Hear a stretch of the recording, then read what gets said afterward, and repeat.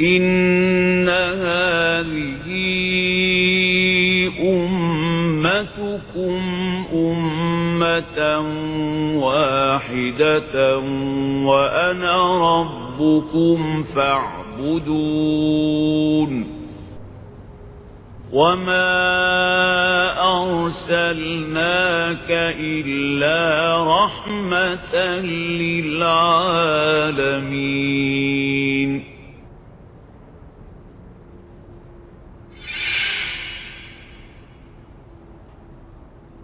إلى حضرة النبي محمد صلى الله عليه وسلم. الفاتحة. أعوذ بالله من الشيطان الرجيم. بسم الله الرحمن الرحيم. الحمد لله رب العالمين الرحمن الرحيم مالك يوم الدين إياك نعبد وإياك نستعين اهدنا الصراط المستقيم صراط الذين أنعمت عليهم غير المغضوب عليهم ولا الضالين. وقيل يا أرض ابلعي ماءك ويا سماء أقلعي وغيض الماء وقضي الأمر واستوت على الجودي وقيل بعدا للقوم الظالمين. صدق الله العظيم وصدق رسوله النبي الحبيب الكريم ونحن على ذلك من الشاهدين الشاكرين والحمد لله رب العالمين. سبحانك لا علم لنا إلا ما علمتنا إنك أنت العليم الحكيم. ربنا زدنا علما وألحقنا بالصالحين. ربنا لا تزغ قلوبنا بعد إذ هديتنا وهب لنا من لدنك رحمة إنك أنت الوهاب. رب اشرح لي صدري ويسر لي أمري واحلل عقدة من لساني يفقه قولي. أما بعد. بسم الله الرحمن الرحيم. الحمد لله رب العالمين والصلاة والسلام على أشرف الأنبياء والمرسلين سيدنا محمد وعلى آله وصحبه أجمعين. Setelah di ayat sebelumnya Allah Subhanahu wa taala menceritakan tentang kisah Nabi Allah Nuh alaihissalam dan bagaimana Nabi Allah Nuh diperintahkan untuk membawa setiap makhluk berpasang-pasangan dan juga keluarganya. Semuanya dimasukkan ke bahtera yang dibuat oleh Nabi Allah Nuh. Setelah mereka semuanya naik, Allah perintahkan wa qala irkabu fiha bismillahi majraha wa mursaha inna rabbi laghafurur rahim. Diperintahkan untuk naik dan membaca bismillahi majraha wa mursaha, dengan nama Allah berlabuhnya kapal ini, kita memulainya dengan nama Allah.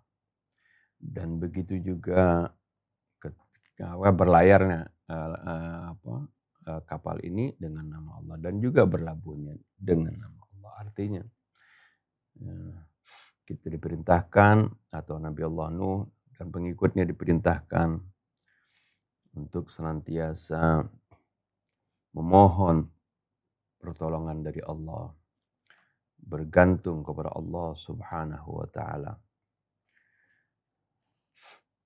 dan memulai segala aktivitasnya dengan nama Allah Subhanahu wa taala. Setelah itu bagaimana diceritakan hujan yang terus turun, bahkan dari perut bumi terus mengeluarkan air. Dan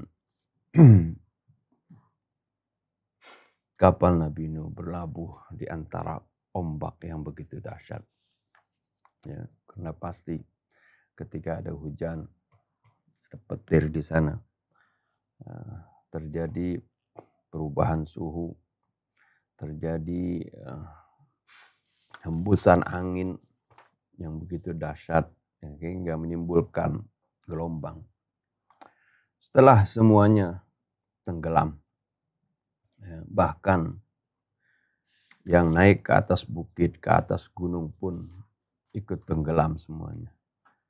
Akhirnya Allah Subhanahu wa taala di ayat ini mengatakan wa qila ya ardu bla'i ma'aki wa ya sama'u aqli'i.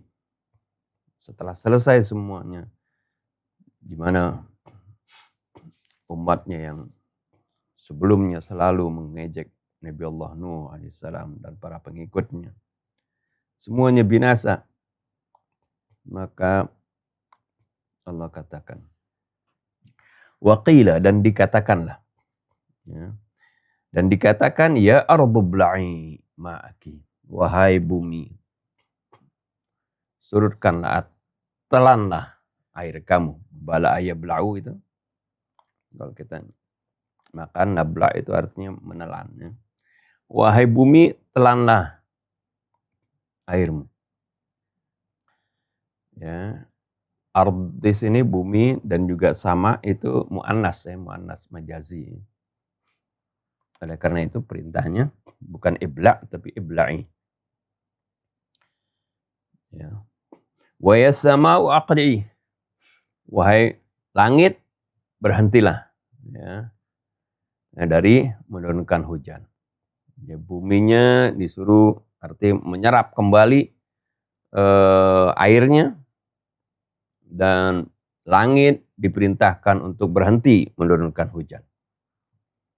Wa ghidhal ma'u, dan kemudian air pun menjadi surut. Wa qudiyal amr, dan perintah Allah telah dilaksanakan. Perintah pun telah dilaksanakan. Wastawat 'alal judi, dan bahtera itu pun, ya, istawat fa'ilnya enggak disebutkan di sini, ya. Ini semuanya ini tersirat, ya. Istawat di sini. Fa'ilnya, ya, maksudnya istawatis safinatu 'alal judi. Kemudian bahtera itu pun berlabuh di atas bukit Al-Judi, ya, nama bukitnya situ, ya. Nanti makna Al-Judi itu yang diterangkan. Wa qila bu'dan lil qaumidh dhalimin, dan dikatakan binasalah bagi kaum-kaum yang zalim.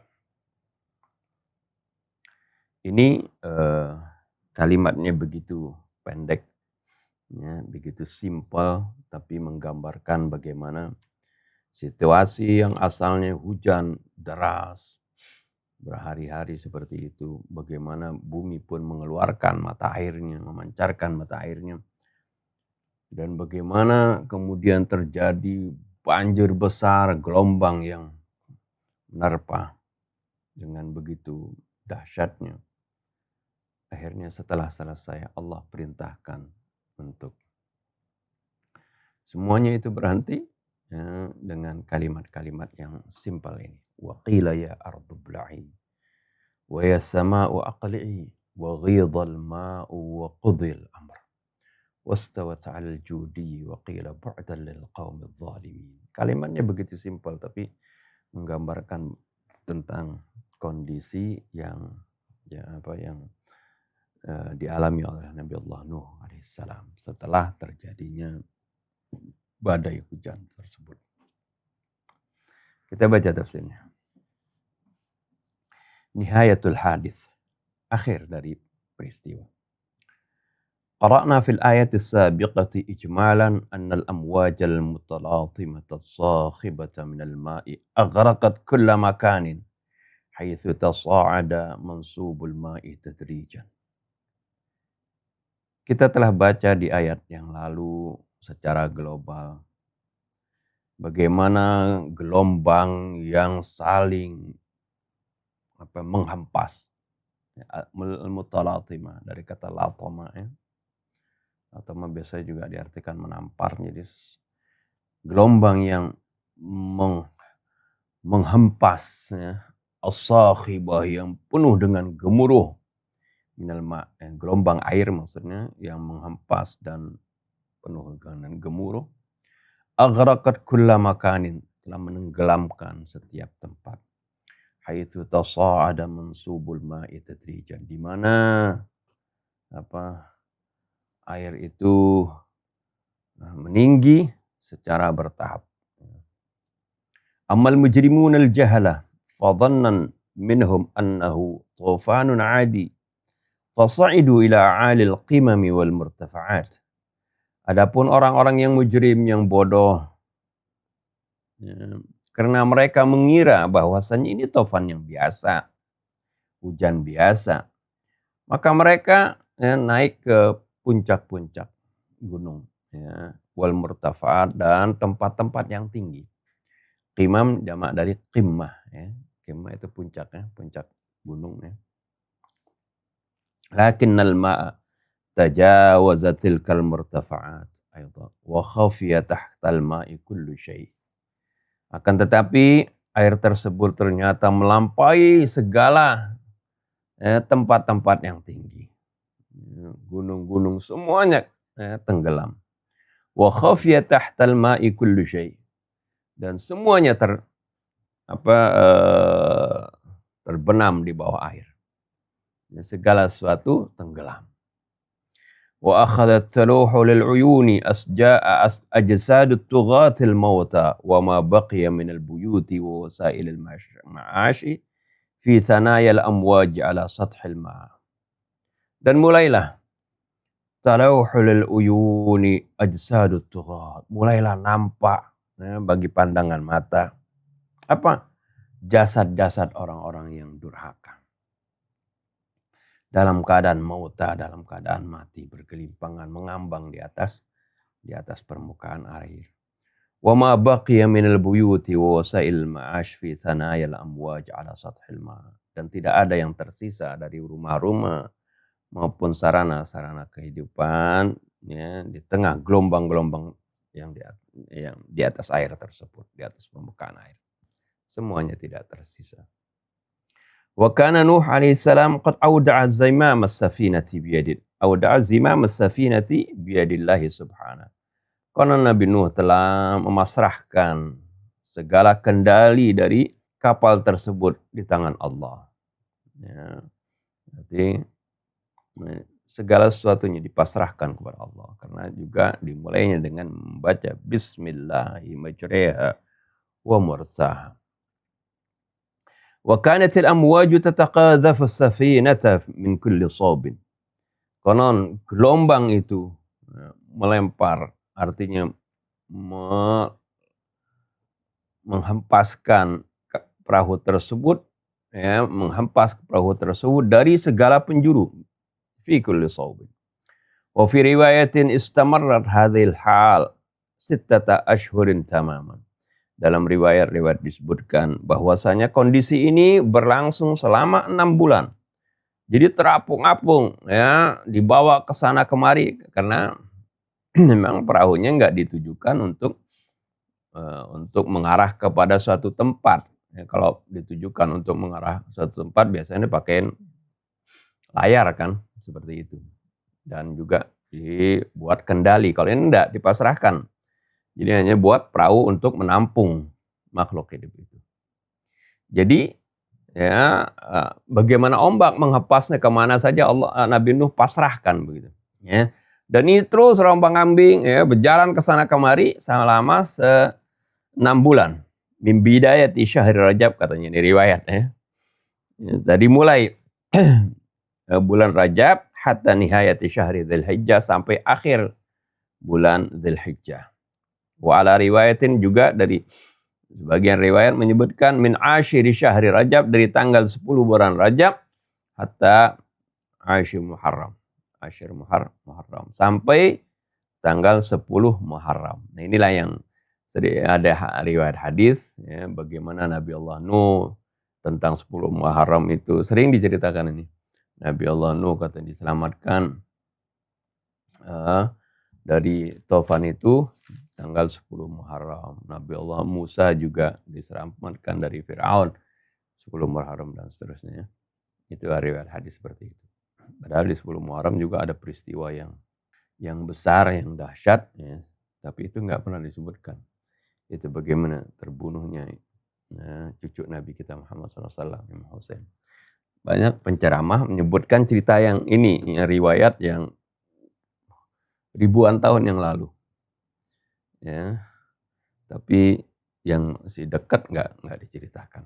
Itu peristiwa di akhir Muharram, sering nggak disebutkan seperti itu. Kalau kita mau sebutkan semuanya, apalagi yang terdekat seperti itu.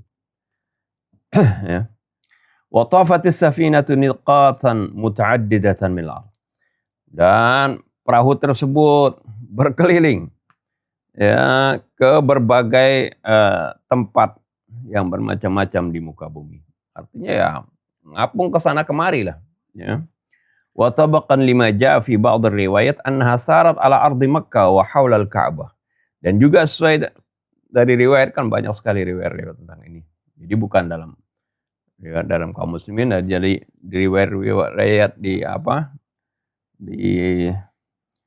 Taurat, Injilnya seperti itu. Ada diceritakannya. Sesuai dengan riwayat katanya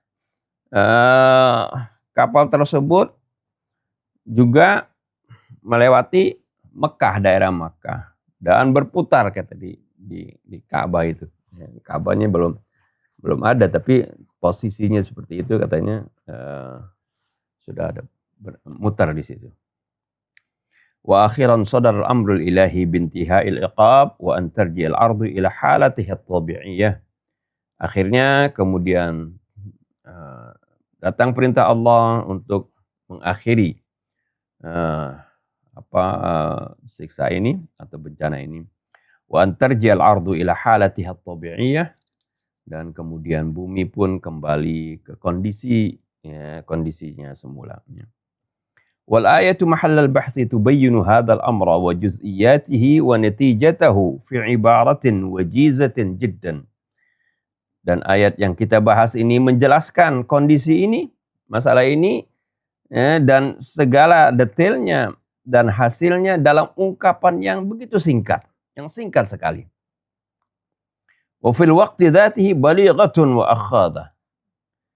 Ya, di saat yang sama walaupun singkat, tapi kalimat ini begitu memiliki nilai sastra yang begitu tinggi. Balighah, memiliki nilai balaghah yang begitu tinggi. Wa akhadha, dan begitu menarik.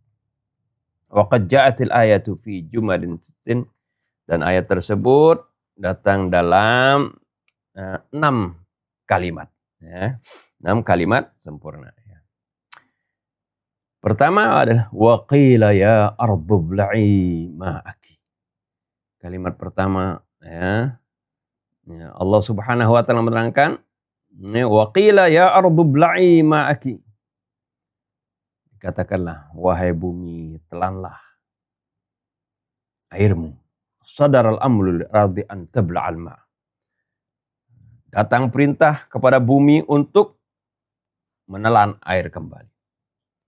Untuk menyerap air kembali, kalau gitu. Kalau nelan kayaknya itu bahasa kita, kalau mulut ya, kalau bumi ya menyerap air kembali. Yang asalnya bumi memancarkan mata airnya, ya, maka Allah perintahkan agar bumi menyerap kembali air tersebut. Yang kedua, kalimat kedua, wa yasama'u aqli'i, wahai langit, berhentilah dari menurunkan hujan. Wa sadar al-amru lis-sama'i alla tumtiri. Muncul perintah dari kepada langit agar supaya dia tidak menurunkan hujan kembali.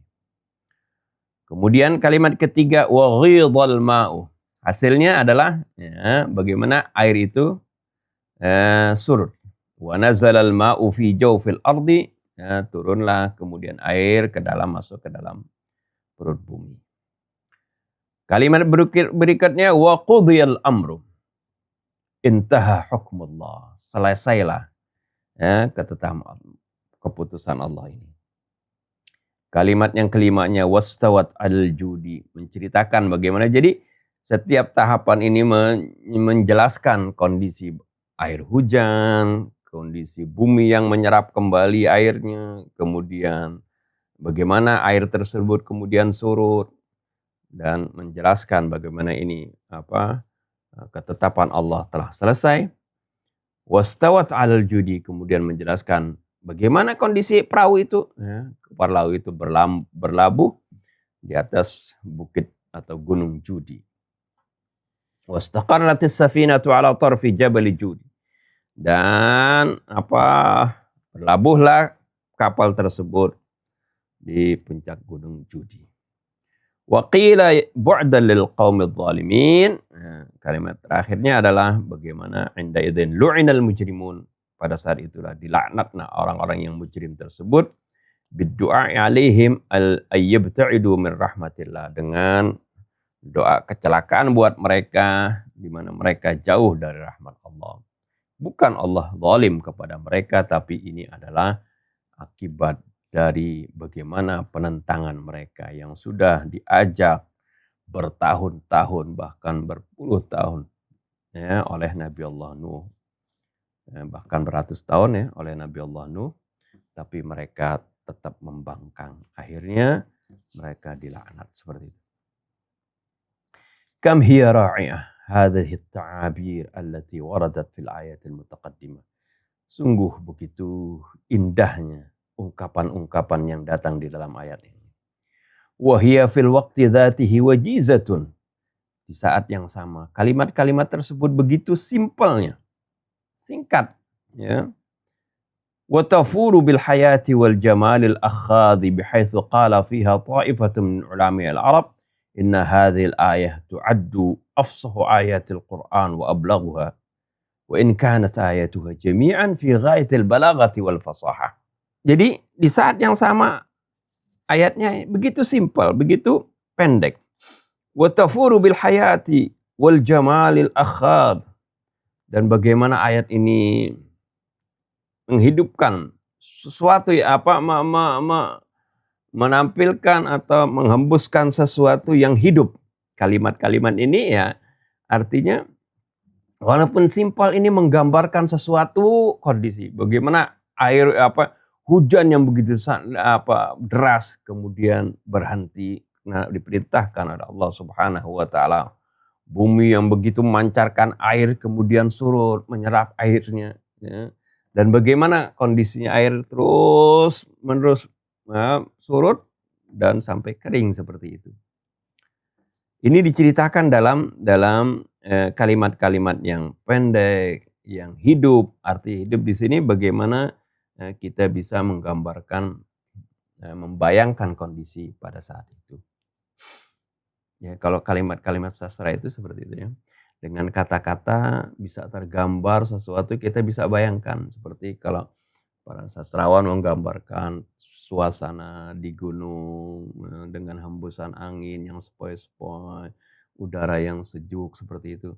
Kemudian air yang mengalir, terdengar percikannya. Itu kalau diterangkan, mereka begitu pandainya menerangkan seolah-olah tergambar itu di benak kita seolah-olah berada di dalam kondisi tersebut. Inilah nilai sastra dari kata-kata. Dan ini Al-Quranul Karim seperti itu.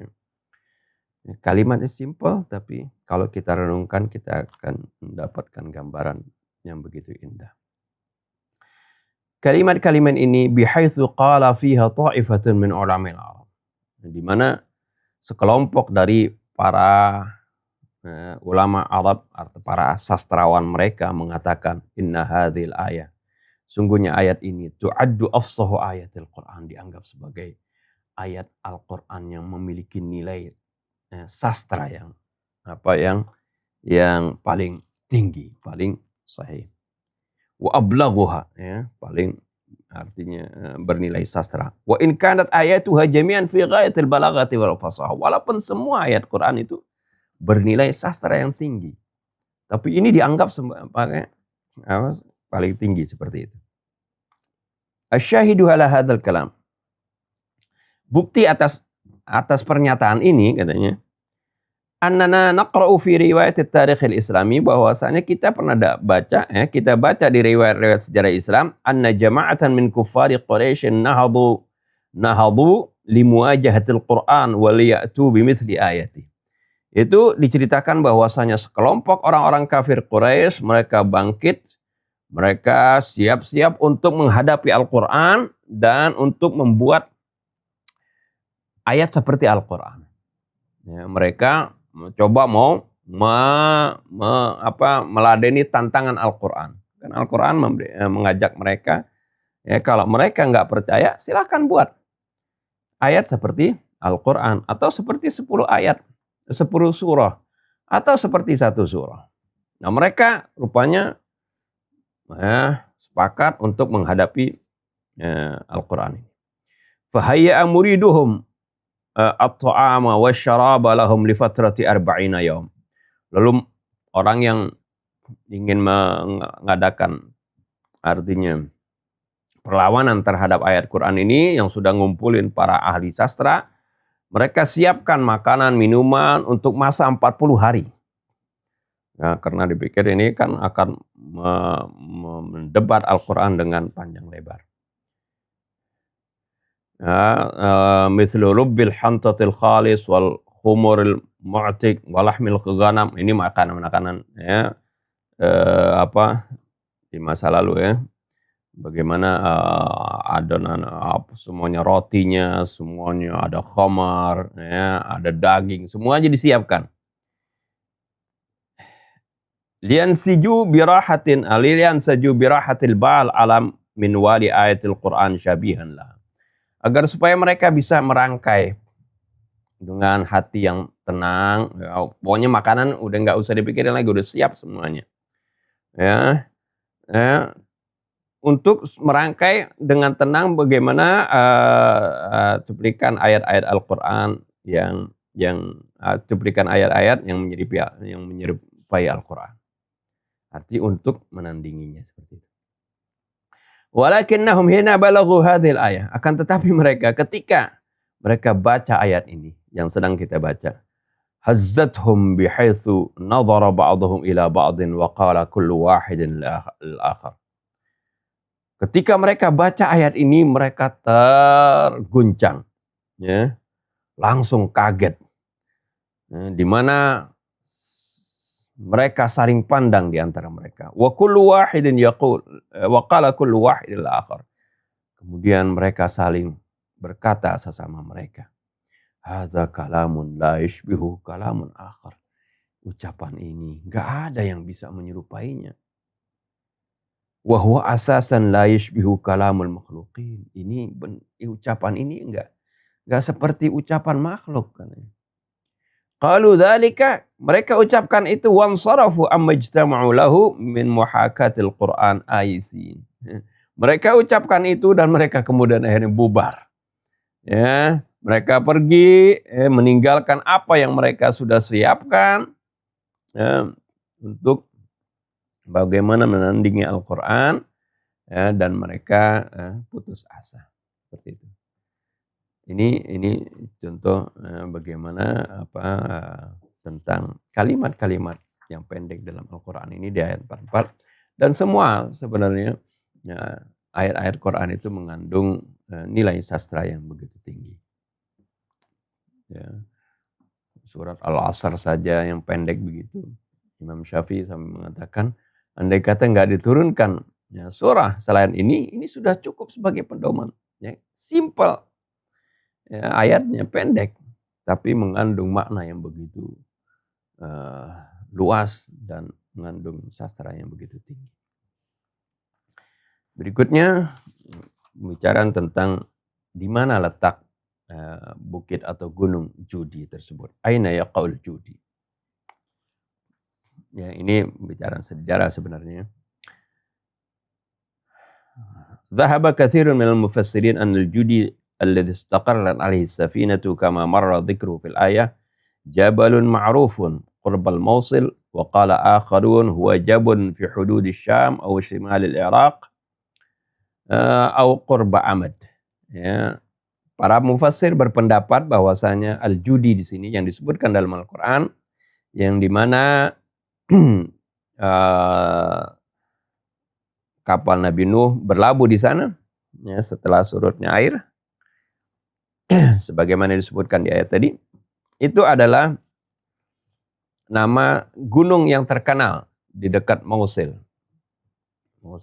Mosul ya. Kalau sekarang disebutnya Mosul itu kan di daerah Syria ya.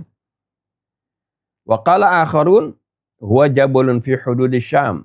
Ada mufassir lain menyebutkan itu adalah nama gunung yang ada di perbatasan Syam. Ya. Au shimal Irak atau di sebelah utara Irak. Ya, pendapat lain maksudnya mengatakan seperti itu. Au qurba Aman atau dekat dengan daerah Aman. Nama satu daerah di sana ya. Wa fi kitab Ar-Raghib Al-Isfahani Al-Mufradat annahu jabalun bainal Mausil wal Jazirah. Di kitab Ar-Raghib Al-Isfahani disebutkan di sana bahwasanya Al-Judi ini adalah nama satu gunung antara Mosul dan Jazirah. Wa hiya Jazirah Ibn Umar fi shimal Mosul, yaitu namanya Jazirah Ibn Umar di utara Mosul. Ini masalah peta, lihat aja nanti ya. Peta daerah Syam ya. Yang googling aja yang agak lama begitu ya. Wala yab'udu an takuna jami'uha bi ma'na wahid. Ya, boleh jadi ya. Semuanya itu menunjukkan kepada satu hal. Fal Mausil wal Jazirah wal Aman atau satu tempatnya. Jami'uha fil juz'i syimali min al-Iraq wal qurbi wa qurbi Syam. Itu daerah-daerah tersebut apakah itu Mausil atau Jazirah atau Aman itu semuanya adalah di bagian utara dari Irak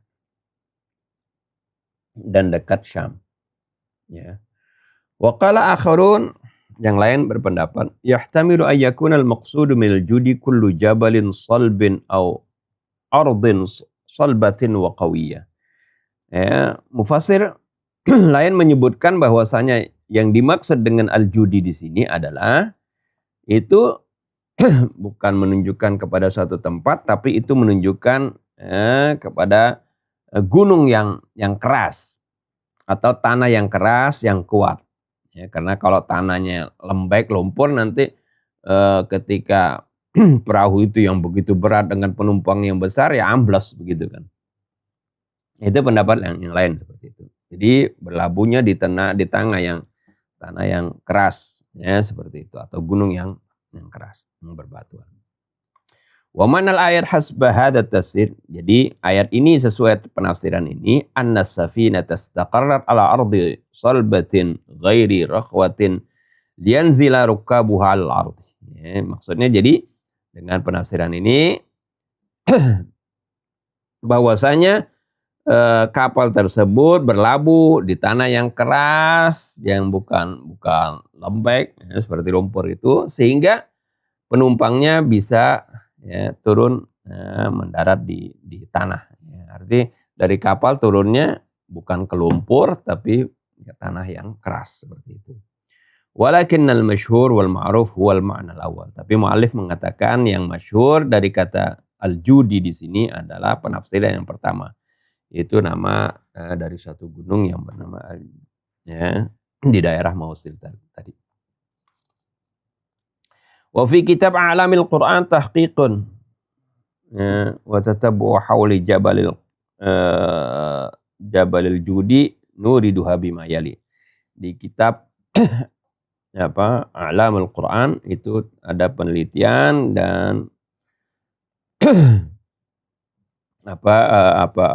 tahqiq dan penelitian seputar gunung Judi ini ya, yang disebutkan sebagai berikut. Al-Judi ismu jabalin istaqarrat safinatu Nuh wastawat ala qimmati. Al-Judi ini adalah nama gunung yang di sana berlabuhnya kapal Nabi Nuh ya, dan menetap di atas puncak gunung tersebut.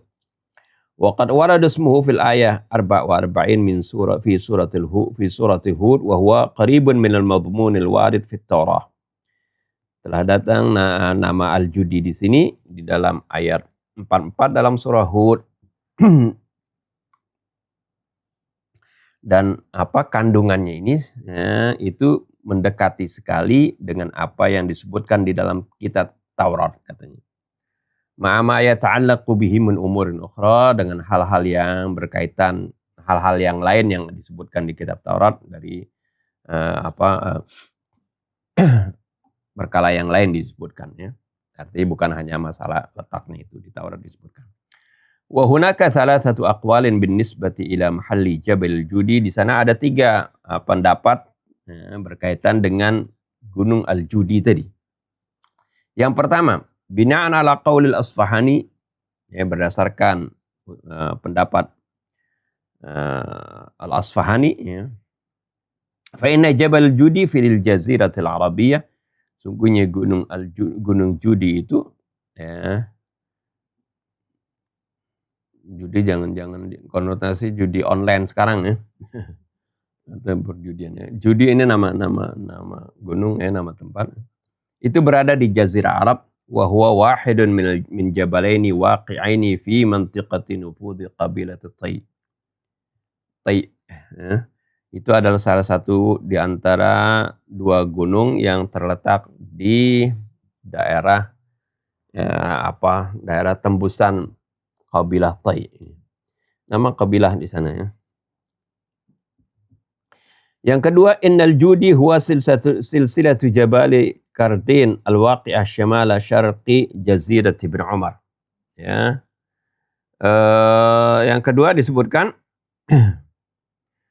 bahwasanya Judi ini adalah merupakan rangkaian pegunungan Kardin ya. Yang terletak fi shimali syarqi Jazirat Ibn Umar, di shimal syarqi itu ini pelajaran mata angin ya. Shimal syarqi itu timur laut ya. Kalau kita tahu kan kalau mata angin kan di atas tuh paling atas adalah utara, bergerak sesuai jarum jam ke kanan. Kemudian kalau yang besarnya utara, lawannya selatan. Sebelah kanan timur, lawannya barat. Nah, antara utara dengan timur itu namanya timur laut. Nah, ini timur laut disebut shimal syarqi. Jadi shimal utara geser 45 derajat ke arah timur itu namanya shimal syarqi. Kemudian geser lagi 45 derajat itu bukan 45 ya. Separuh dari 45 derajat. Benar 45 derajat. Itu syarqi, itu artinya timur. Kemudian ke bawahnya antara timur dengan selatan itu janub syarqi. Itu tenggara ya. Indonesia itu taqa'u fi janubi syarqi Asia. Itu Indonesia terletak di Asia Tenggara ya. Jadi janub syarqi itu tenggara. Kemudian janub selatan. Nah, antara selatan dan barat janub gharbi. Itu yang disebut tenggara atau barat daya ya, barat daya. Jadi kalau janub syarqi itu tenggara, kalau janub gharbi itu barat daya. Kemudian gharb itu barat. Kemudian antara barat dengan utara itu shimal gharbi atau barat laut. Ya. Ini matang ini dalam bahasa Arab. Nah, shimal syarqi ini timur laut. Ya, jadi ke arah timur.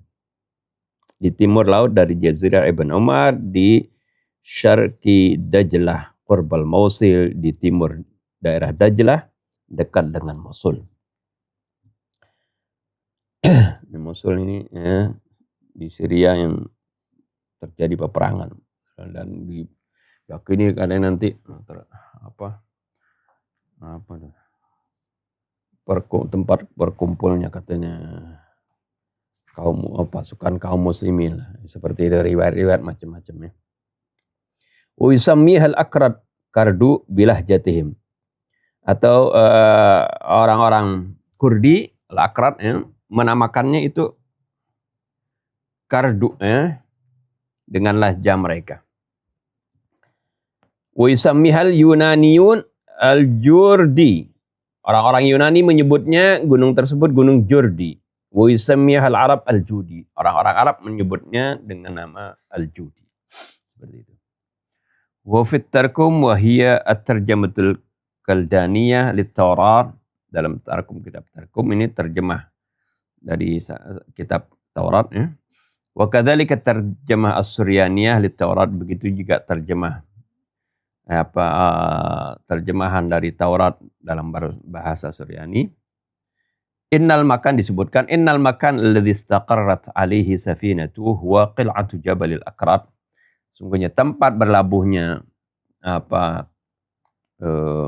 kapal Nabi Nuh di permukaan gunung Aqrat atau Kardin tadi.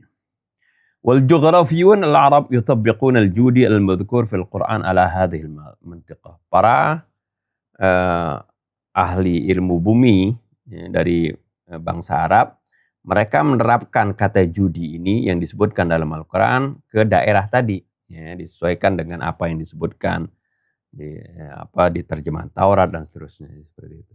Jadi menghubung-hubungkan antara keterangan-keterangan yang ada di Taurat seperti itu. Dan kemudian memperkirakan daerah di mana yang disebutkan gunung judi tersebut. Al-musyar ilaihi anifan yang disebutkan tadi. Wa yaquluna inna qita'as safinati kanat mawjudatan. Ya, mereka mengatakan bahwasanya serpihan-serpihan atau bukan serpihan, potongan-potongan dari kapal tersebut katanya masih ada zaman dahulu ya. Ala qimmati hadal jabal, di puncak gunung ini. Hatta zaman Bani Abbas, sampai ke masa Bani Abbas. Wa kanal musyrikun yazurunahu, katanya konon orang musyrik dulu pada masa Nabi, sebelum Nabi sering berziarah ke sana. Wa fil qasasil babiliyati qissatun syabihatun bitufanin Nun, dalam kisah-kisah Babilonia juga terdapat kisah yang serupa dengan tufan Nabi Nuh. Yang disebut malhamah kalkamish wa yumkuni udhafatu ila dhalik, dan juga ini bisa dikaitkan dengan itu ya. Ihtimalu tughyani Dajlah fi tilkal fatrah, yaitu kemungkinan terjadinya meluapnya sungai Dajlah di masa tersebut. Wa sakanatu tilkal mantiqati humul mubtaluna bitufan, dan para penduduk sakanah yang jamak dari sukan, dan para penduduk daerah tersebut merekalah yang terkena tufan tersebut ya. Ini dikait-kaitkan dengan juga cerita tersebut dengan kisah Nabi Nuh. Wa fi jabalil judi katibatun asyuriyah mawsumah bi katibati muyassar. Wa qad luhidha fi hadhil katibah ismu arartu ya. Di Gunung Judi juga terdapat tulisan bahasa Asyuriyah ya. Yang di sana didapati juga ada nama Arartu ya. Ini istilah-istilah dalam ilmu arkeolog, ilmu bumi dan seterusnya yang menyelidiki daerah tersebut ya. Untuk lebih kalau mau meneliti lebih jauh silakan baca-baca aja literatur yang ada di Google, bisa lihat ya. Ya, dalam Al-Quran ya, ingin menceritakan kisah ini, ingin mengambil hikmah dari apa yang terjadi, bagaimana akibatnya menentang ketentuan Allah Subhanahu wa taala ya, bagaimana Allah Subhanahu wa taala yang Maha Rahman Ar-Rahim berikan kesempatan mereka yang hidup di dunia ini, diberikan peringatan, diberikan hidayah supaya sadar, supaya taat seperti itu. Tapi jika mereka tetap membangkang, itulah akibatnya seperti itu. Ini yang harusnya ya kita fokuskan dalam masalah ini, dalam ayat-ayat Al-Quran. ya, hikmah yang terdapat di sana. Jadi kalau detailnya ya bukan nggak boleh menjeliti, silahkan saja, tapi bagi mereka-mereka yang kompeten, yang memiliki keahlian di bidang sana, silahkan itu meneliti keterangan apapun dalam Al-Quran, itu pasti akan terbukti. Ya. Yang terakhir, yang ketiga, wa fit tarjamatil haliyah lit Taurat. Disebutkan di sini di terjemahan terakhir Taurat, kitab Taurat, disebutkan inna mahalla istiqrari safinati Nuh fi jibali Ararat. Katanya tempat menetapnya tempat berlabuhnya kapal Nabi Nuh ini di pegunungan Ararat, ya. Wahwa Jabal Masis, itu adalah gunung Masis, al-waqi fi Armenistan, yang terletak di Armenistan, ya. Wa qad dhabata sahibu qamus al-kitab al-muqaddas ma'nahul ula, ya, dan sahib kamus muqaddas telah memastikan makna yang pertama tadi. Fakana al-ma'na mal'un wa qala bina'an ala ma ja'a fi riwayat fa inna safinata Nuh istaqarra ala qimmati hadzal jabal. Ya, katanya berdasarkan atas riwayat-riwayat yang disebutkan di sana, katanya perahu Nabi Nuh itu menetap di puncak gunung ini, gunung di Ararat, ya.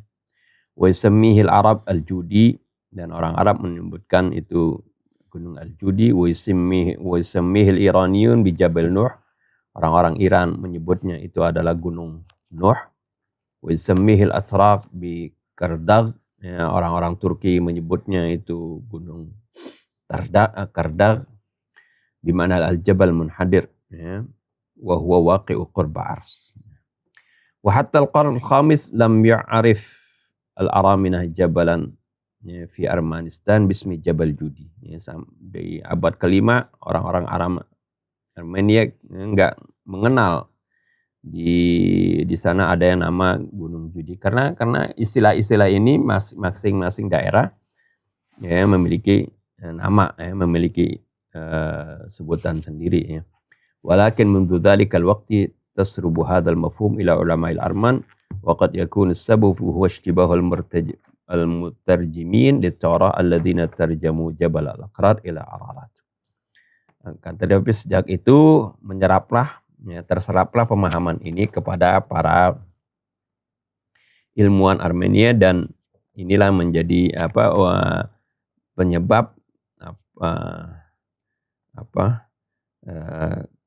kesamaran di antara para penterjemah Taurat, di mana mereka mengartikan gunung tersebut disebut gunung Aqrar atau Ararat, seperti itu. Karena ada kalimat-kalimat yang mirip-mirip gitu. Wala'alla mimma sabgha hadha at-taswir anna al-Ashuriyin atlaqu 'ala al-jibal al-waqi'a shimala bahirati Wan wa janubiha ismu Ararat wa Aratu. Ya. Ini keterangan dari masing-masing para ahli sejarah, ya, mereka menamai gunung ini macam-macam, ya, dengan Ararat atau Aratu. Yuqalu anna Nabiy Nuh bana masjidan ala qimati Jabal Judi ba'da ma ghadat tufan. Kemudian diceritakan katanya bahwasanya Nabi Nuh membangun masjid di puncak Gunung Judi setelah tufan ini berakhir. Ya, wa yaqulul aramina inna fi safhi Jabal Judi qaryatun tud'a Samanin atau Saman wa hiya awwalu mahallin nazala fiha ashabun. Kita akan disebutkan, katanya orang-orang Armenia menyebutkan di atas pegunungan Judi itu ada kampung yang disebut Samanin, ya, asal Saman. Itu adalah tempat di mana para pengikut Nabi Nuh, ya, pertama kali menginjakkan kakinya dari kapal. Wallahu subhanahu wa ta'ala alam. Ya. Ya ilahuna, keterangan dari ayat 44 yang begitu simpel tapi menjelaskan bagaimana kondisi berakhirnya tufan, ya, dan bagaimana Nabi Allah Nuh dengan pengikutnya mendarat, ya, di atas gunung Judi dengan selamat. Wallahu subhanahu wa ta'ala alam. Mungkin Kalau ada yang mau, ya udah jawabannya Ustaz Hussein sudah ada. Allah a'lam. A'udzu billahi minasyaitonir rajim. Bismillahirrahmanirrahim. Alhamdulillahi rabbil alamin. Allahumma shalli ala Muhammadin wa ali Muhammad. Assalamu alayka ayyuhan nabiyyu wa rahmatullahi wa barakatuh. Assalamu ala ahli baitika thayyibin wa sahabatika al-ghurril mayamin wasairina ala nahjihil qawim ila yaumiddin. Allahumma atina min indika rahmah wa 'allimna min ladunka ilman nafi'a wa fa'na bima 'allamtana. Wa ba'du, salamullahi alaikum jami'an wa rahmatullahi wa barakatuh. Waalaikumsalam warahmatullahi wabarakatuh. Ikhwan, akhwat yang dirahmati Allah, taqabbalallahu minna wa minkum wa ja'alana min ibadihi salihin al-muttaqin wa ghafarallahu lana wa lakum. Amin. Wa anana ala ta'atihi wa dhikrihi wa syukrihi wa husni ibadatihi. Amin. Kita persilakan kepada ikhwan, akhwat yang mau masuk dalam diskusi pada kajian pagi hari, kita persilakan. Assalamualaikum Ustaz. Waalaikumsalam warahmatullahi wabarakatuh. Ustaz, Anda mau tanya Ustaz, terkait dengan ayat yang dibahas tadi, bahwa apakah peristiwa yang terjadi di masa Nabi Nuh itu, kan kita kan sebelumnya kan mengetahui bahwa dalam hukum akal, dalam hukum suatu kejadian itu pasti ada sebab akibat. Nah, dari peristiwa yang terjadi di masa Nabi Nuh itu,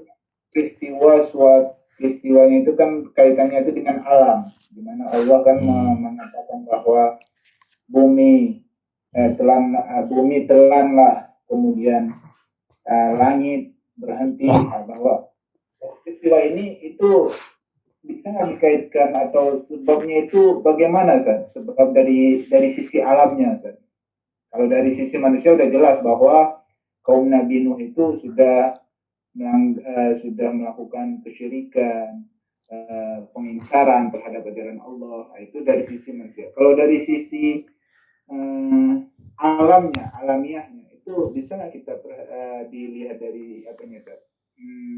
Sebabnya itu dari sisi alamnya, Ustaz. Bismillahirrahmanirrahim. Alhamdulillahi rabbil alamin. Allahumma shalli ala Muhammadin wa ali Muhammad.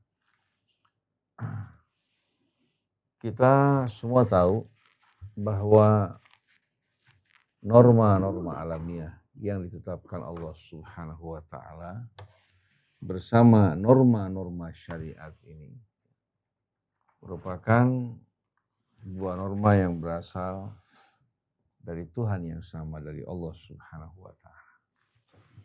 Di mana apabila satu kaum mentaati Allah Subhanahu wa taala, mengikuti petunjuk syariatnya, maka norma-norma alamnya juga akan membuka dirinya dengan rahmat, keberkahan, dan karunia dari sisi Allah Subhanahu wa taala. Tapi apabila manusia melakukan kerusakan di muka bumi, menyebarkan perbuatan-perbuatan bejat, melakukan kezaliman, maka norma-norma alamiah yang ditetapkan Allah Subhanahu wa taala akan menjadi lawan dan musuh bagi manusia. Oleh karena itu Allah berfirman, walau anna ahlal qura amanu wattaqau lafatahna alaihim barakatin minas sama'i wal ardh. Seandainya penduduk negeri beriman dan bertakwa, niscaya kami akan bukakan bagi mereka. Jawaban dari lau di sini lafatahna dengan lam taukid, ya kita lihat. Alaihim barakatim minas sama wal. Kami akan buka bagi mereka keberkahan kami dari langit maupun bumi. Jadi ketaatan manusia, begitu pula keharmonian mereka, keadilan yang ditegakkan di tengah-tengah mereka, itu akan membuka pintu rahmat Allah Subhanahu wa taala dan keberkahan serta kesejahteraan bagi mereka. Tapi begitu manusia melakukan kerusakan dan kezaliman, maka alam akan menjadi lawan mereka. Zaharal fasadu fil barri wal bahri bima kasabat aydin nas. Liyudhiqahum ba'dalladzi amilu. Terjadi kerusakan di daratan maupun di lautan, semua akibat ulah perbuatan manusia. Allah ingin membuat mereka mencicipi sebahagian dari akibat dosa-dosa mereka, agar mereka kembali kepada Allah Subhanahu wa ta'ala. Begitu juga dalam surat An-Nahl, daraballahu mathalan qaryatan kanat aminatan mutmainnah ya'tiha rizquha min kulli makan fakafarat bi an'umillah fa'adzaqaha Allahu libasal ju'i wal khaufi bima kanu yasnaun. Allah berikan perumpamaan satu negeri yang tadinya aman, damai, sentosa, rezekinya mengalir dari berbagai macam penjuru. Tapi tak lama kemudian penduduk negeri tersebut ingkar kepada nikmat Allah. Menyalahgunakan, mempergunakan nikmat Allah untuk keingkaran dan perbuatan-perbuatan aniaya. Maka Allah Subhanahu wa ta'ala membuat penduduk negeri tersebut mencicipi merasakan pakaian, kelaparan dan ketakutan. Semua akibat dari ulah tangan dan perbuatan mereka. Nah, di sini menunjukkan betapa betul-betul indahnya keseimbangan di antara norma-norma syariat dengan norma-norma alamiah, antara takdir tasyri'i dan takdir takwini. Mungkin orang sebagian bertanya, tapi mengapa penduduk negeri yang mayoritas beragama Islam seperti Saudi Arabia, Emirat Arab ya, dan lain sebagainya, mereka jelas-jelasan ya, sebagai apa? Sebagai masyarakat Islam. Tapi kalau kita perhatikan, mereka hanya pandai menikmati nikmat Allah, tapi mereka juga melakukan kerusakan di atas muka bumi. Mereka tidak mensyukuri nikmat yang Allah Subhanahu wa ta'ala berikan untuk mereka. Jawabannya, untuk sementara mereka mendapatkan uluran dari Allah. Apabila peringatan tidak berguna bagi mereka, Allah akan buka pintu kesenangan hingga di saat mereka sedang bersenang-senang, beriforia, bersukaria akan datang azab secara tiba-tiba kepada mereka. Ini sebagaimana yang diterangkan dalam Al-Quran. Falamma nasu ma dzukiru bih fatahna alaihim abwaaba kulli syai' hatta idza farihu bima utu akhadnahum baghtatan fa idza hum mublisun. Oleh karena itu apabila satu masyarakat walaupun non-muslim mereka menegakkan keadilan, menegakkan juga kejujuran dalam kehidupan mereka, mereka memperlakukan manusia dengan perlakuan yang baik dan mulia walaupun mereka bukan masyarakat Islam, Allah akan buka pintu rahmatnya buat mereka dan keberkahannya. Tapi walaupun ya, masyarakat Islam, tapi kalau mereka melakukan kezaliman dan kerusakan di muka bumi, rahmat dan keberkahan Allah Subhanahu wa ta'ala akan angkat dari mereka. Jadi Mahathir, apa yang terjadi pada kaum Nuh ya, ketika Allah perintahkan agar langit menurunkan airnya dan bumi juga memancarkan airnya, semua itu terjadi atas perintah Allah Subhanahu wa ta'ala. Dan ini semua terjadi disebabkan akibat keingkaran kaum Nuh. Tapi begitu mereka dibinasakan, Allah Subhanahu wa ta'ala selamatkan Nuh bersama orang-orang yang beriman, kembali dengan perintah Allah dan hukum serta aturan yang Allah tetapkan, air tersebut kembali ditelan oleh bumi, langit juga menghentikan air dan hujannya. Semua dengan rahmat keberkahan yang Allah Subhanahu wa ta'ala karuniakan sebagaimana yang Allah Subhanahu wa ta'ala terangkan ya pada kajian yang antum telah pelajari bersama-sama. Wa qila ya ardu bla'i ma'aki wa ya sama'u aqli'i wa ghidal ma' wa qudiyal amru wastawat 'alal judi wa qila bu'dan lil qaumidh dhalimin. Kita lihat di sini ya, kemudian ya, kita lihat bagaimana pada ayat 48 qila ya nuh bit bisalamin minna wa barakatin 'alaika wa 'ala umamin mimman ma'ak wa umamun sanumatti'uhum thumma yamassuhum minna 'adzabun alim. Dikatakan, wahai Nuh, turunlah kamu, ya, bisalam dengan keselamatan dari kami. Wa barakatin, begitu pula keberkahan yang Allah limpahkan padamu karena mereka beriman, mereka mengikuti Nuh alaihi salatu wassalam, dan Nuh mentaati Allah, menyampaikan pesan-pesan Allah. Jadi turunlah kamu dengan keselamatan dari kami, begitu pula keberkahan yang kami limpahkan padamu dan umat-umat yang mengikuti kamu.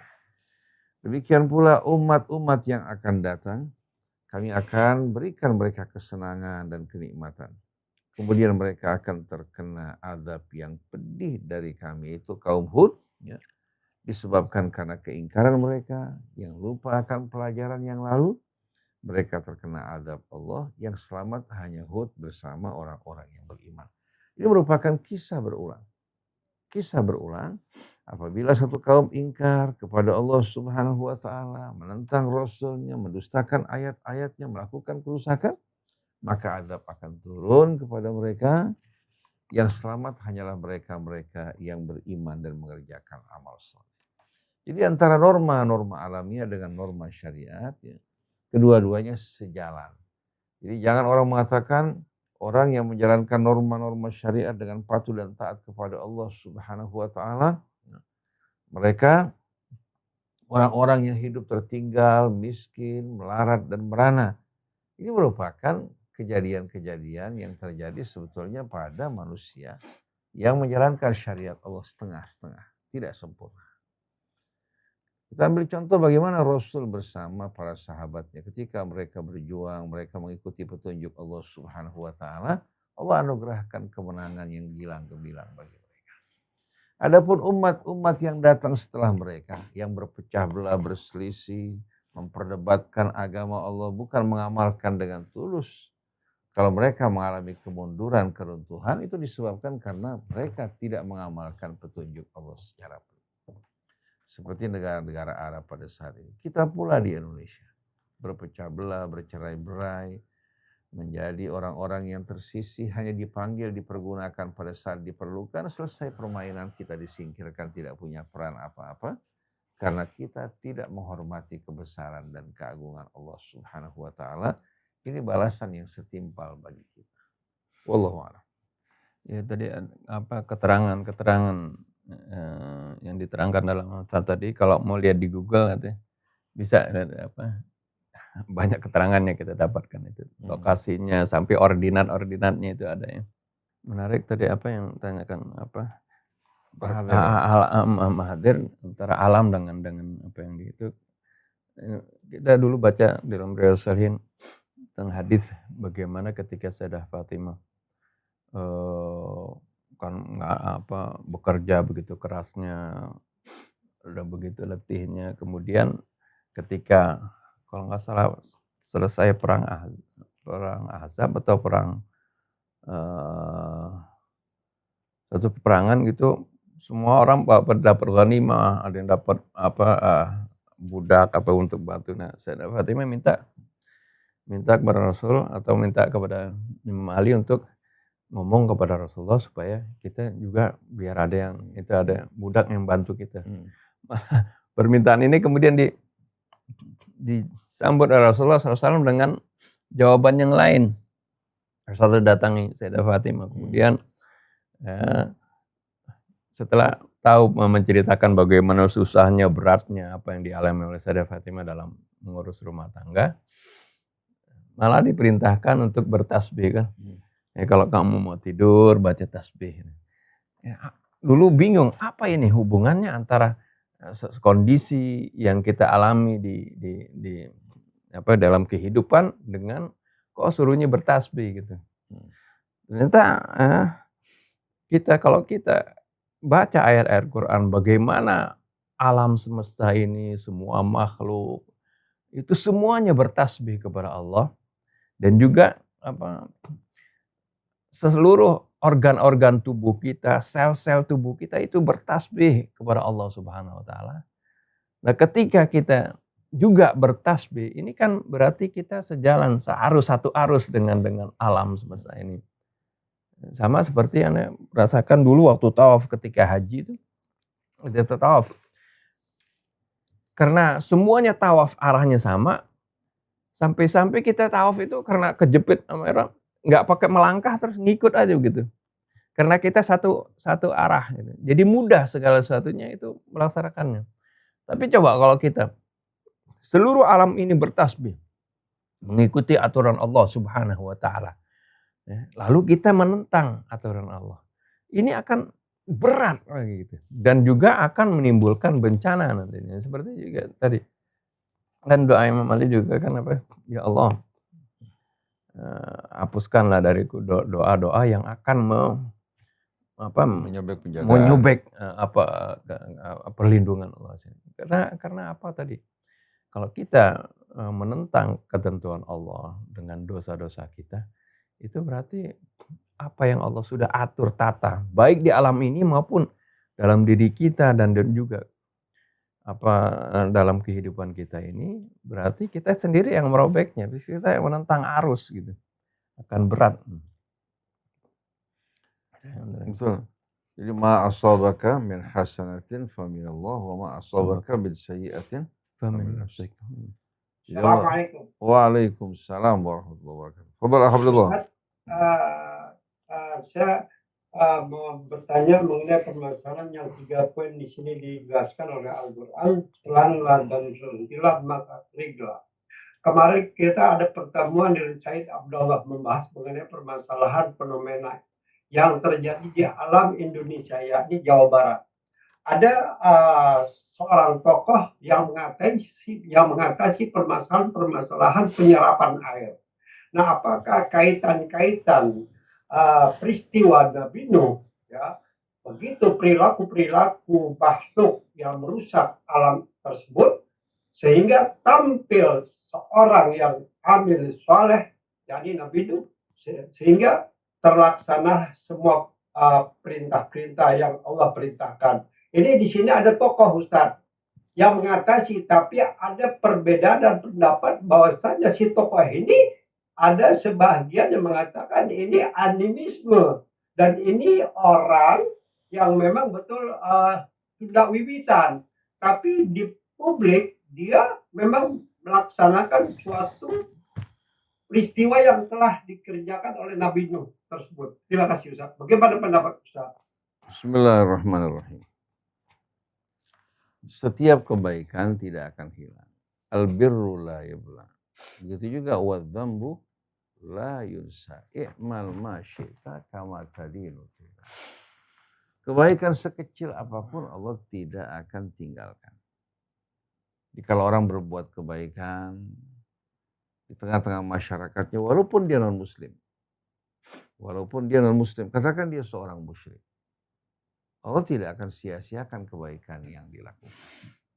Allah berikan balasan sesuai dengan amal kebaikan yang dia perbuat.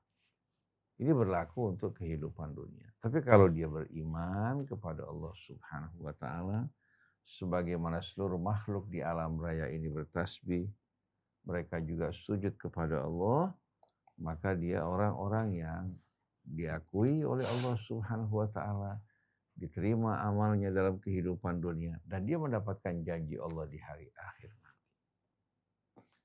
Begitu juga kalau seorang muslim atau masyarakat Islam, mereka tidak mempersekutukan Allah. Mereka meyakini bahwa Tuhan mereka Allah la syarikalah. Tapi mereka melakukan kejahatan, melakukan kerusakan. Allah tidak akan biarkan. Allah berikan peringatan-peringatan kepada mereka, cobaan demi cobaan, agar mereka kembali dan sadar kepada Allah. Oleh karena itu Allah perintahkan kita untuk melakukan amar ma'ruf nahi mungkar. Agar di tengah-tengah kita terdapat satu umat. Ini menunjukkan bukan satu orang, tapi satu umat yang bekerja sama, yang mengajak kepada kebaikan. Juga memperjuangkan nilai-nilai ma'ruf, dan menentang serta mengingkari perbuatan-perbuatan yang mungkar.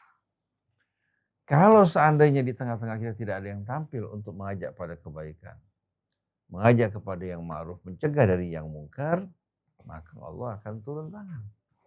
Sebagaimana yang Allah sampaikan dalam suratul Isra, wa idza aradna nuhlika qaryatan amarna mutrafiha fafasaqu fiha fahaqqa 'alaiha alqaul fadammarnaha tadmira. Kalau kami ingin menghancurkan satu negeri, bukan dengan aniaya, tapi penduduk negeri tersebut ingkar kepada Allah, melakukan kejahatan dan kerusakan, maka Allah Subhanahu wa taala akan mengangkat orang-orang yang hidup beriforia, bermewah-mewahan untuk menjadi penguasa, pemimpin negeri tersebut. Agar mendorong mereka menuju apa? Menuju kerusakan hingga sampai pada puncak. Fahaqqa 'alaihal qaul, hingga tiba ya pada apa? Pada batas di mana Allah tidak lagi akan melakukan toleransi terhadap perbuatan mereka. Fadammarnaha tadmira, maka kami hancurkan dengan sehancur-hancurnya. Jadi begitu masyarakat terjerumus dalam kerusakan, tidak lagi ada yang mengajak pada kebaikan, kepada yang ma'ruf, mencegah dari yang mungkar, maka Allah biarkan yang naik menjadi pemimpin orang-orang yang hidup beriforia, ya, yang sejalan dengan keadaan masyarakatnya. Kama takunu yuwalla alaikum, sebagaimana kepribadian kalian, Allah akan angkat pemimpin kalian yang sama dengan kepribadian kalian. Hingga mereka akhirnya melakukan kerusakan bersama-sama, maka Allah Subhanahu wa taala telah menetapkan bahwa Allah tidak dapat lagi mentolerir perbuatan mereka. Maka Allah hancurkan mereka dengan sehancur-hancurnya. Ini telah terjadi pada umat-umat sebelum kita. Dan bisa terjadi juga sunnatullah ini berlaku pada kita apabila orang tidak lagi mencegah dari yang mungkar, mengajak kepada yang ma'ruf, apalagi sekarang orang banyak yang mengajak kepada yang mungkar, menghalang-halangi orang yang berbuat ma'ruf.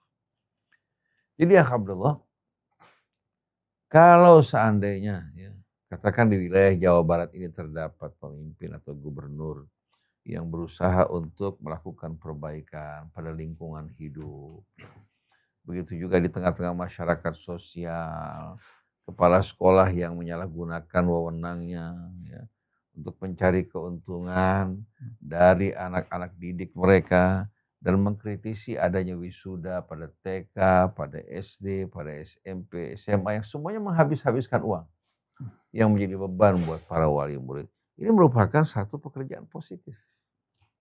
Allah tidak akan sama sekali menyia-nyiakan kebaikan ini. Tapi kita harus ingat bahwa siapa? Kalau dia lakukan bukan untuk Allah Subhanahu wa taala, dia tidak beriman kepada Allah, beriman kepada hari akhir. Di sisi yang lainnya, dia melakukan perbuatan-perbuatan yang tidak benar, kebaikannya akan dibalas oleh Allah Subhanahu wa taala dalam kehidupan dunia ini. Sedangkan perbuatan-perbuatan buruknya juga tidak akan dilupakan oleh Allah Subhanahu wa taala.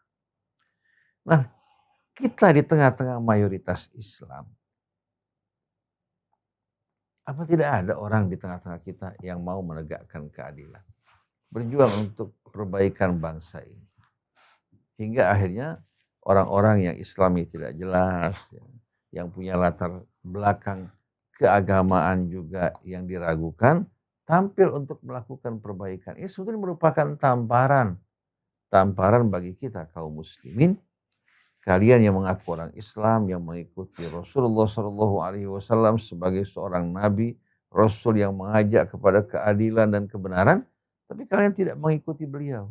Jadi kalau seandainya Allah angkat pemimpin-pemimpin ya, yang bukan berasal dari kalangan kalian, menampar wajah kalian, mempermalukan kalian, kalian harus menerima hal ini sebagai akibat dari kejahatan dosa yang kalian lakukan.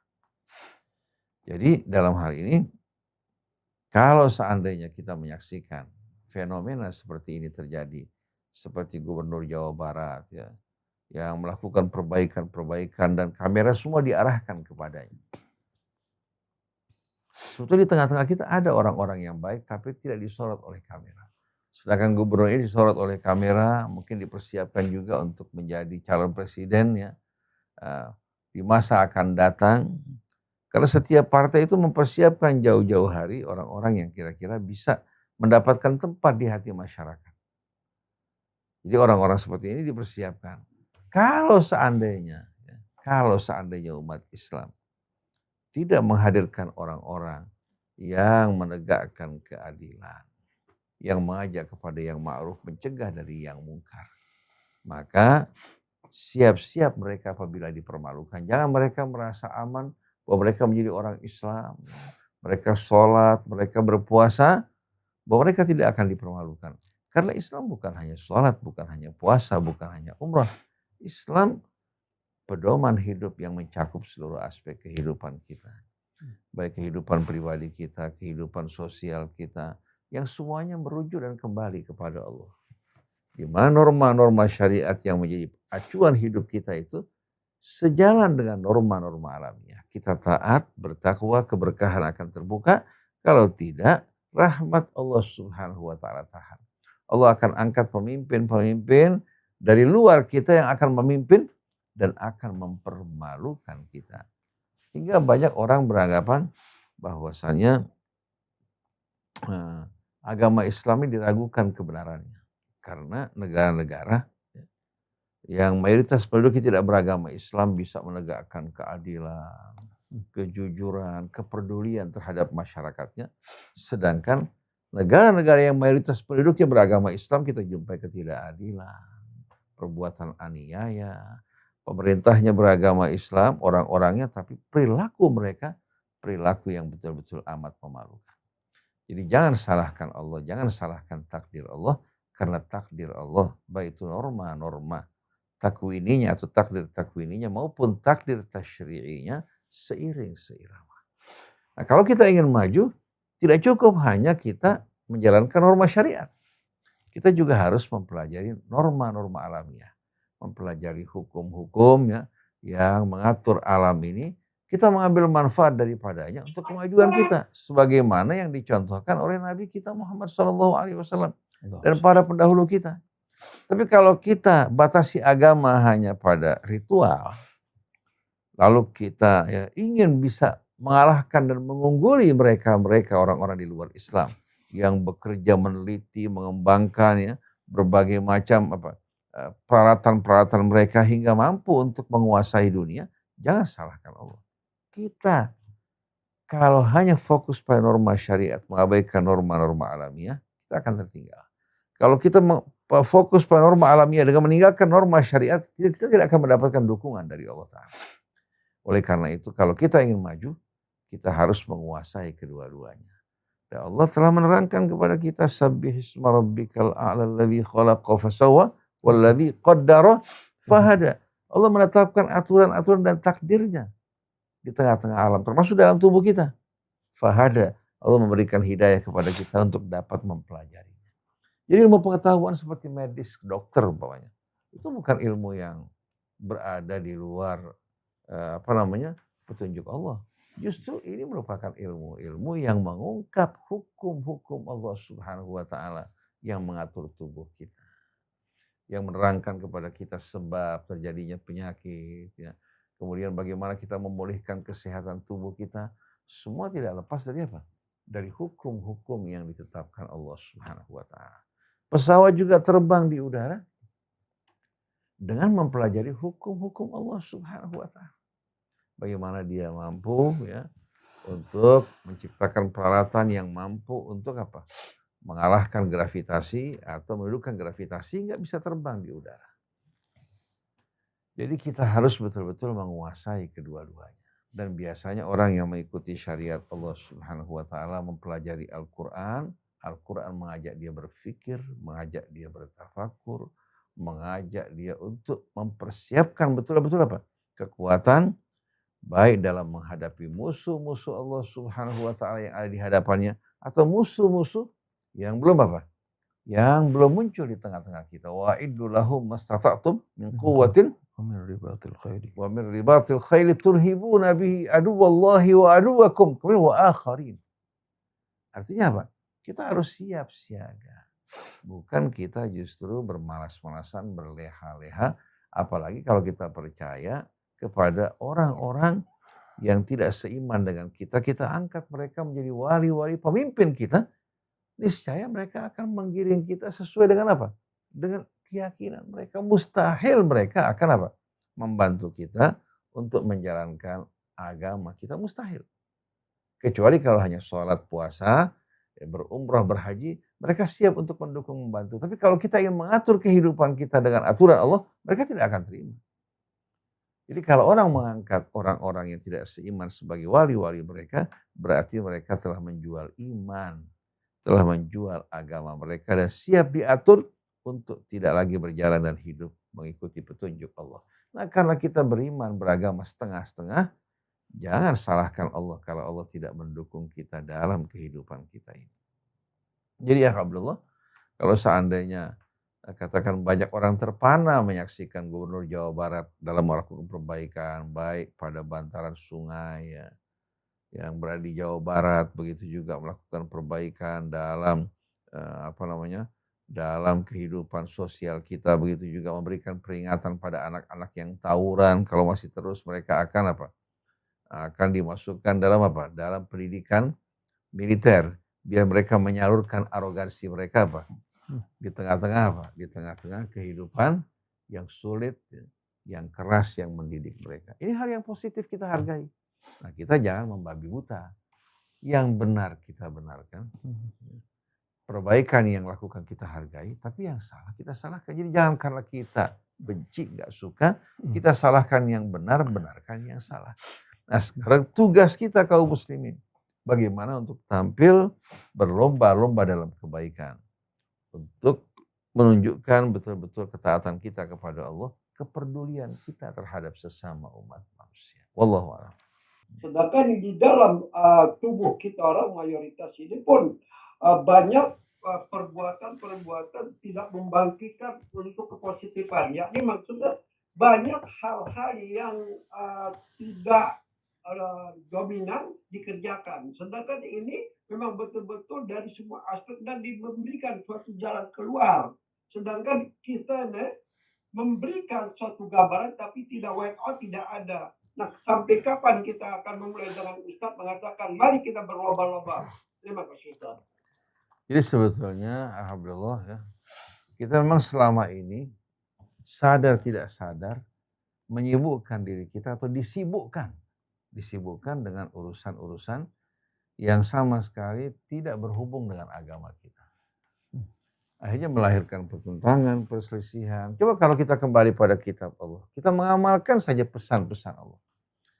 Pada 89 ayat yang dimulai dengan ya ayyuhalladzina amanu, yang berisikan bimbingan dan petunjuk. Kalau seandainya kita mau mengamalkan.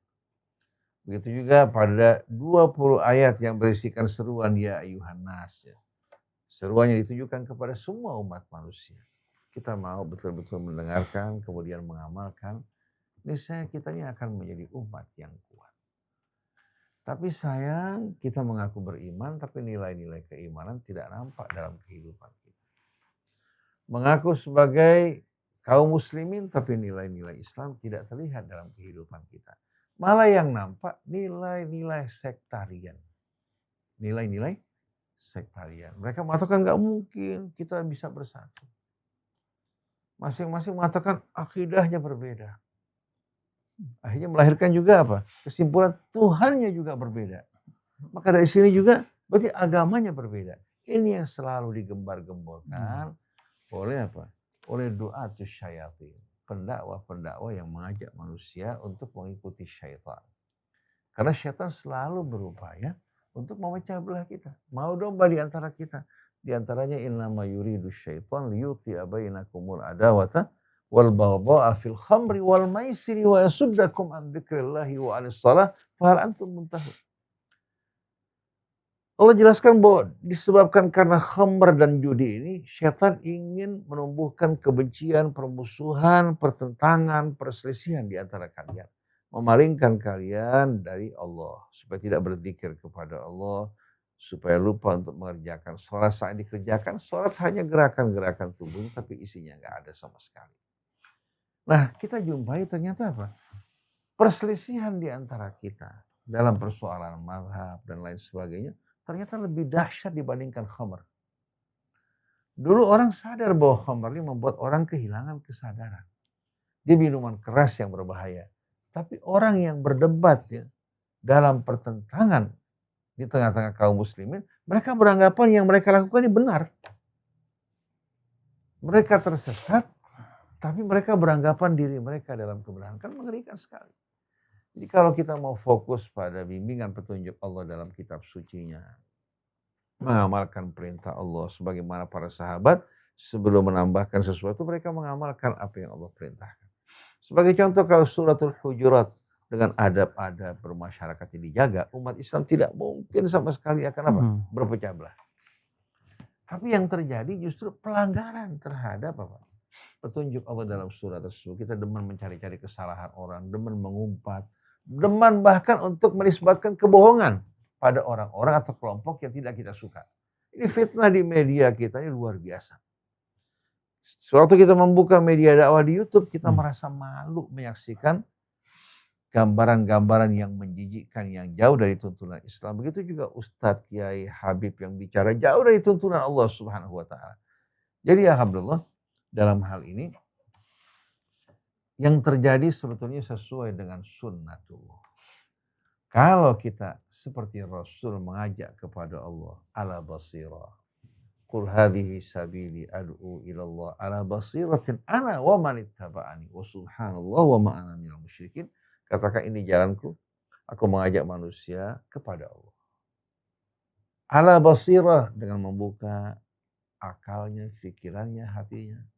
Inilah jalanku dan jalan orang yang mengikuti aku. Maha suci Allah, sekali-kali aku bukan dari orang yang mempersekutukan Allah. Jadi Nabi gak pernah mengajak kepada dirinya. Nah kita ingin juga mengajak kepada Allah, bukan mengajak kepada Rasil, atau mengajak kepada umatan wahidah, atau mengajak kepada Ustadz Husain, atau Ustadz Hamzah. Tapi kita ingin bersama-sama ini semua berdakwah mengajak manusia kembali pada Allah. Kita disatukan dalam la ilaha illallah Muhammad Rasulullah. Seperti yang disampaikan oleh seorang pendeta wanita ketika menerangkan indahnya Islam. Dengan rukun-rukunnya. Dia mengatakan rukun yang pertama la ilaha illallah Muhammad Rasulullah. Kita semua disatukan kembali kepada Allah. Kemudian dengan Rasulnya Muhammad yang menyampaikan ajaran. Kemudian dengan sholat, rukun yang kedua kita selalu dikembalikan kepada Allah untuk melakukan apa? Muhasabah. Kemudian dengan zakat, kita membangun keseimbangan di antara masyarakat yang kaya dan miskin. Hingga mereka hidup betul-betul dalam keadaan saling peduli, saling mencinta dan sejahtera. Kemudian dengan ibadah siamnya kita mengendalikan diri kita. Dengan haji kita diperkenalkan kepada saudara-saudara kita sesama manusia. Bahkan dia buktikan melalui apa? Sholat yang dilakukan di hadapan para pengikut gereja. Dia mengatakan luar biasa indahnya ajaran Islam. Jadi kalau kita terapkan rukun Islam, kita resapi betul-betul dan kita tanamkan di hati anak-anak kita, niscaya betul-betul mereka tidak akan berpikir dalam soal-soal yang sepele yang tidak berarti. Akan menyibukkan diri mereka dengan hal yang positif dan mereka merasa pada setiap kali mereka sholat, mereka melaporkan diri mereka kepada Allah. Juga memohon ampun dari kekurangan kesalahan yang mereka lakukan. Oleh karena itu setelah sholat, orang diajarkan bertasbih, mensucikan Allah dari segala hal-hal yang tidak patut bagi Allah. Jadi kalau ada hal yang buruk terjadi padanya, semua karena ulah perbuatannya. Memuji Allah dengan nikmatnya. Kemudian membesarkan dan mengagungkan Allah. Kalau kita mau resapi, ini akan menumbuhkan di hati kita betul-betul apa? Ketakwaan dan juga harapan yang amat besar kepada Allah. Dan berhati-hati dari perbuatan yang akan menjerumuskan kita dalam murkanya. Jadi kita harus betul-betul di sini bersifat objektif. Jangan mengikuti gaya hidup orang kafir. Kalau kita menilai seseorang, kita menghargai kebaikannya. Juga kita tidak menutup mata dari keburukannya. Jangan keburukannya menutupi apa? Kebaikan dia. Tapi jangan juga kebaikan dan cinta buta kita menutupi dari kesalahannya. Itu yang diajarkan Allah Subhanahu wa Ta'ala kepada kita. Jadi jangan seperti sebagian kalangan yang benci sama Syiah, menisbatkan kepada Syiah hal-hal yang tidak benar. Begitu juga dari kalangan Syiah menisbatkan kepada Ahlus Sunnah hal-hal yang tidak benar. Bicara secara objektif. Dan kita akan dipanggil untuk bersaksi di hadapan Allah Subhanahu wa Ta'ala. Fa kaifa idza ji'na min kulli ummatin bisyahidin wa ji'na bika ala haula'i syahida. Yauma idzi yawaddu alladziina kafaru wa asawur rasul law tusawwa bihimul ardu wa la yaktumuna allaha haditha. Sebagai orang mengatakan, ini bahaya sekali. Ini betul-betul merupakan satu agenda besar yang bertujuan untuk apa? Mengangkat dan menonjolkan pemimpin-pemimpin yang anti-Islam supaya memimpin dan membuat masyarakat Islam terbius. Jangan salahkan dia. Jangan salahkan setan. Kalau seandainya mengajak orang untuk mengikutinya, salahkan kita yang mengikuti setan. Salahkan diri kita yang tidak mengajak orang kepada Allah. Allah mengatakan inna syaitana lakum aduun fattakhidhuhu aduwa innama yad'u hizbahu liyakunu min ashabis sa'ir. Sesungguhnya syaitan adalah musuh bagi kalian, jadikan dia sebagai musuh karena dia mengajak pengikut-pengikutnya untuk bergabung bersamanya dalam partainya untuk menjadi teman penghuni api neraka sa'ir. Wal iyadu billah. Subhanakallahumma wa bihamdik asyhadu an la ilaha illa anta astaghfiruka wa atubu ilaik wal afu minkum. Wassalamualaikum warahmatullahi wabarakatuh.